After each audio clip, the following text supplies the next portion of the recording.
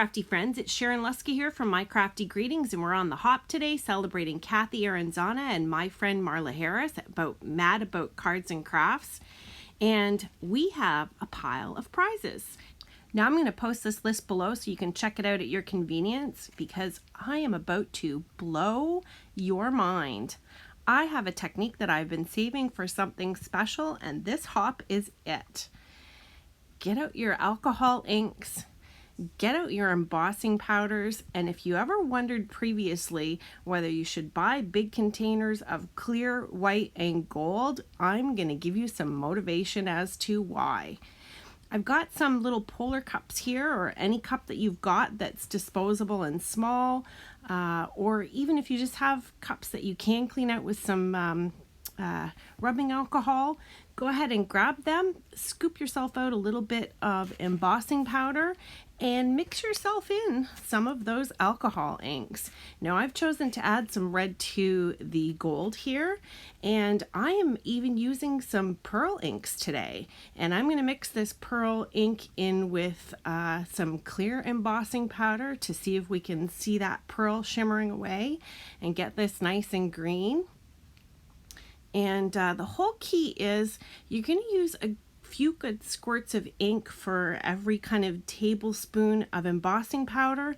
But I'm going to tell you, I started getting worried thinking that I was going through a pile of my inks, and really it didn't end up being much at all. I gave these guys a squirt, and by the time I looked to see how much I'd taken out of my bottle, it was only about maybe 1/8 of an inch or 1/32 of an inch in volume from the bottle. Now this is some sunshine yellow that I'm mixing in with some white embossing powder. I dug myself out a few containers that I used to have at the spa. There's a bottle that came from the dollar store though, and a little bit of pre-mixed powder that I did. Now I'm scooping this stuff out, and there's of course dog hair. Officially, everything that comes out of this craft room includes at least one dog hair. So now that I've got that all spread out so it can dry, I'm just going to kind of chop it up into little bits, and the next thing I'm doing is mixing some clear powder here. And I previously had done a video where I had picked up mica flakes, a little bit bigger than perfect pearls these mica flakes are. I'm going to mixing it in with the clear embossing powder, and just so that you can see these mica flakes and how shimmery they are. Oh, aren't those so pretty? I'll post below where you can access those for yourself. They're really inexpensive, and orders of $10 or more ship for free. So now I'm squeezing some of this in, and I'm realizing quickly that I need more red than what I've got. You don't be shy about mixing in your alcohol inks. They're going to dry off, so no worries. And you want to get enough in there to make sure that you get a nice rich color. Now the color that I was working on for this particular red, I didn't want something so bright and Christmassy, so I added a little bit of currant in, and that's just going to knock this down to more of a fall red than a brilliant Christmassy red. So I'm getting that all stirred in here, and I'm going to turn that out as well onto a piece of paper just to allow that to dry a little bit faster. And I'm scraping up the sides of my container just so that I can get that all tipped out. I hope you can see that shimmer there. Now one of the other ones that I did was I picked up Adirondack alcohol ink and clear with some superfine, I think it's Stampendous glitter. And I mixed that together, and I was thinking maybe that the binding agent and the alcohol inks would actually help the glitter stick to the embossing powder, and it kind of did. Looks super shimmery. So now one of the things that you're going to need to do is you're going to need a spoon and something hard like a plate, a bowl, whatever you can kind of steal, unless you've got a Pallister and mortar, a mortar and Pallis, you know, that crushy thing. You've got a crushy thing. You want to crunch up all these little bits here.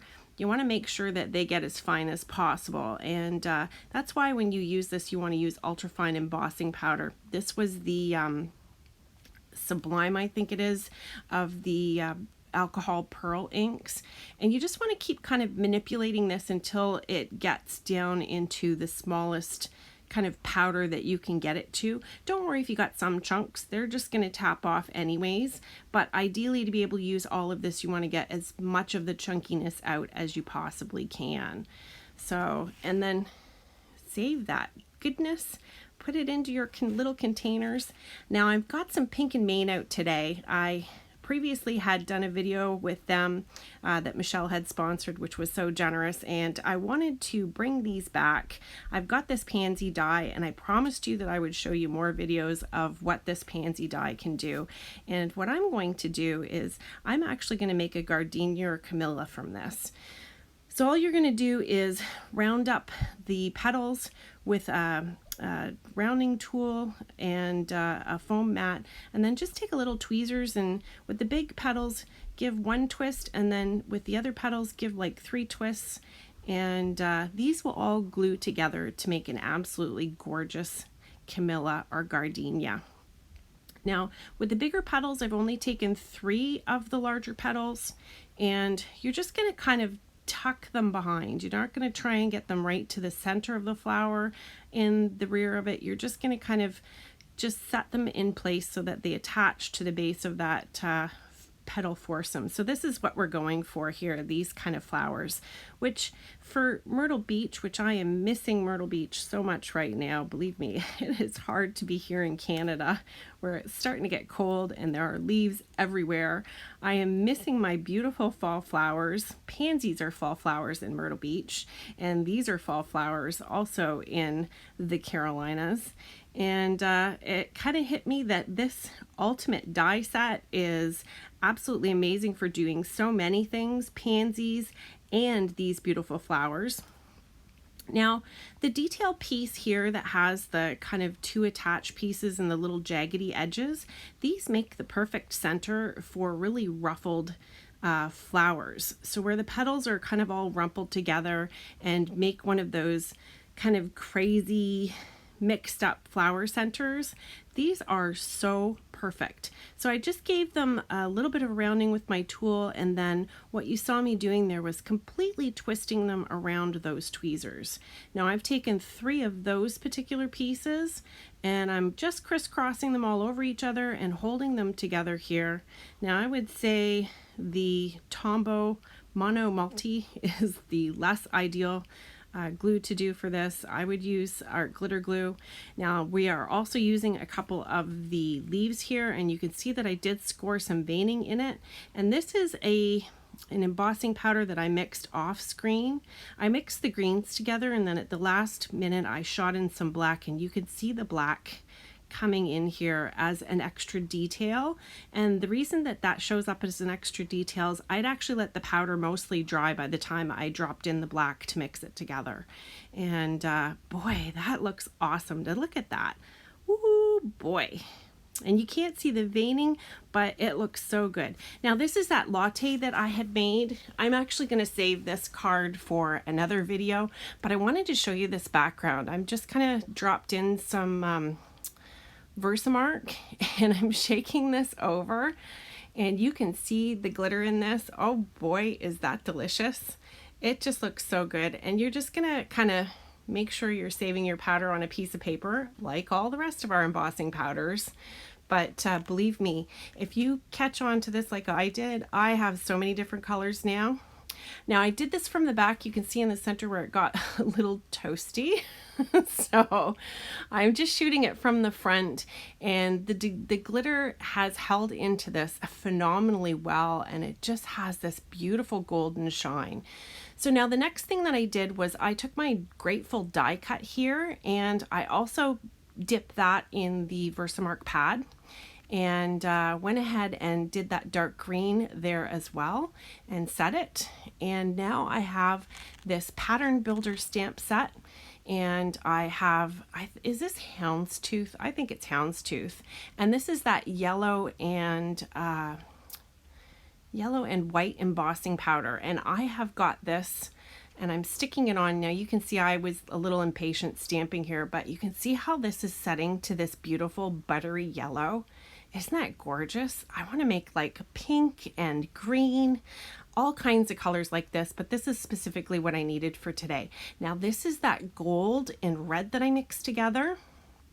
I wanted you to see this because if you have ever wanted yourself some copper embossing powder, well, let me tell you, you can make exactly the copper that you want. You get your gold embossing powder or go buy yourself an inexpensive jar, and when you get this all done, there's the comparison. That is with the red alcohol ink, and you can see the second band down there, that is just the straight gold right there.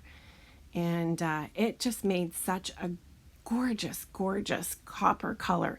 Now, I did another band out in that green, and there's our green envy, or I think it's sublime. Well, anyways, the alcohol pearl one.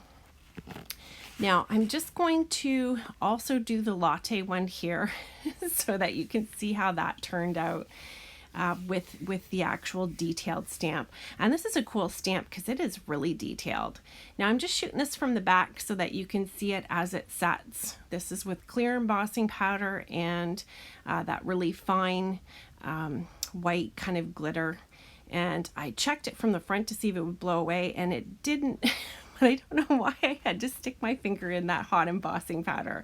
That was kind of foolish, but I did it. Oh well. So this is the red that I mixed with the mica flakes, and I wasn't sure how this was turning out. I was really excited to see. Now I did find that the mica flakes did not crush down as powdery as I would have liked them to, but no worries. They didn't stick as chunks. They only the actual embossing powder itself. And you can see that shimmery goodness. Wow, did that turn out great. So I've cut all of these stamped bands down and then fishtailed the ends. I've cut them down into different sizes here, and I'm just taking a little bit of Distress ink that was already on my little brushes here and added some halo to the center of these, and I'm just gonna crisscross them all around. I'm working on a pattern here, something that looks a little bit organic and natural of our beautiful fall colors here. And one of the things that I know that the girls really wanted to say was how grateful we all are, not just Kathy and Marla, but how grateful we all are for you as our viewers and subscribers. Really, when you're doing beautiful stuff in the craft room and you get a chance to share, and you know, you have people excited for what you've done and wanting to try the techniques that you're sharing or wanting to check out the products that you've been using, it's so rewarding and it makes us all feel so good. And they really said that this hop needed to be all about you, all the subscribers, and I agree. I think you're all fantastic. And I know I've been MIA for a little bit, but boy, oh boy, when I do get a chance to go through the comments, it makes me feel so good for all the support that you all give me. Now I added on some of those little copper strips. I'll try and tag up a video here that shows how I've made those. And I just kind of loaded them on as a detail in the background just to give it a little bit more balance and yay, I don't know what you'd call it. Now one wasn't straight and I thought, oh, I'll just lift that up and straighten it out. Yeah, no, it makes a resist. Don't do that.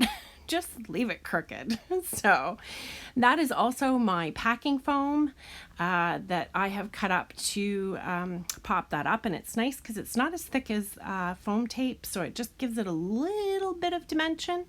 And I'm also using our glitter glue back behind these leaves here, and as well behind my Camilla itself, or gardenia, whatever you want to call it. And I'm going to put a good wad of glue here to make sure that it catches somewhere in all of the dimension that I've got here.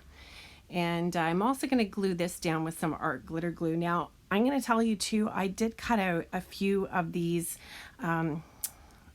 Grateful die cuts and glued them together. There's actually 3 here, and I only did 1 dip though in the green just to get it nice and shiny, and I thought that it would pick up the color from the leaves and carry that through nicely.